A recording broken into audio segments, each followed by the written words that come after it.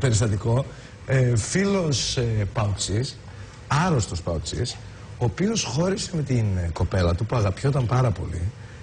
Τον χώρισε για αυτόν τον λόγο. Γιατί, τον έδιωξε αυτή. Ναι, κατά τη διάρκεια του σεξ. Δεν είναι ανέκδοτο, έτσι, είναι περιστατικό. Κατά τη διάρκεια του σεξ, η κοπέλα του έλεγε μη σταματάς, μη σταματάς, μη σταματάς. Και αυτός τα πήρε και άρχισε να φωνάζει μη σταματάς. Και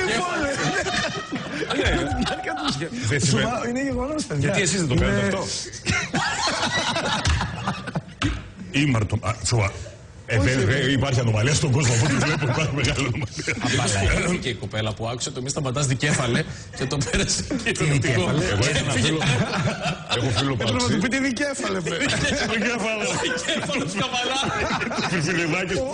Ο θρύλος του εγκέφαλο. Μακάρι να ήταν δικέφαλος και Άντρα, κάνε μου τη χάρη με το φουντούνι σου, να ξέρεις που είναι. Γιατί υπάρχουν δικέφαλοι, δεν το ήξερα. Μεγαλώνοντας μαθαίνεις πολλά πράγματα. Παιδιά, πού πάει αυτή η συζήτηση? Κάπου να σταματήσει. Κάποιος πρέπει να σταματήσει αυτή την κουβέντα. Στη φυλακή. Αλλά υπάρχουν δικέφαλοι, το ήξερες αυτό? Δικέφαλοι μυς που έχουν. Όχι, δικέφαλοι, αυτό που εννοούμε. Ένας έχει ένα για τις καθημερινές και για τα Σαββατοκύριακα. Είναι διπλό. Αυτό είναι ανατομικά να μην το ξέρεις. Λοιπόν, κλείνουμε αυτή τη μικρή παρένθεση. Πώς μας είδες, πώς παρασύρεσαι με εκείνους, πώς περνάει η ώρα. Μια φορά είχα φίλο Παοξή, ο οποίος χώρισε την κοπέλα του που ήταν Παοξού, γιατί δεν άντυχε την αιμομιξία μου.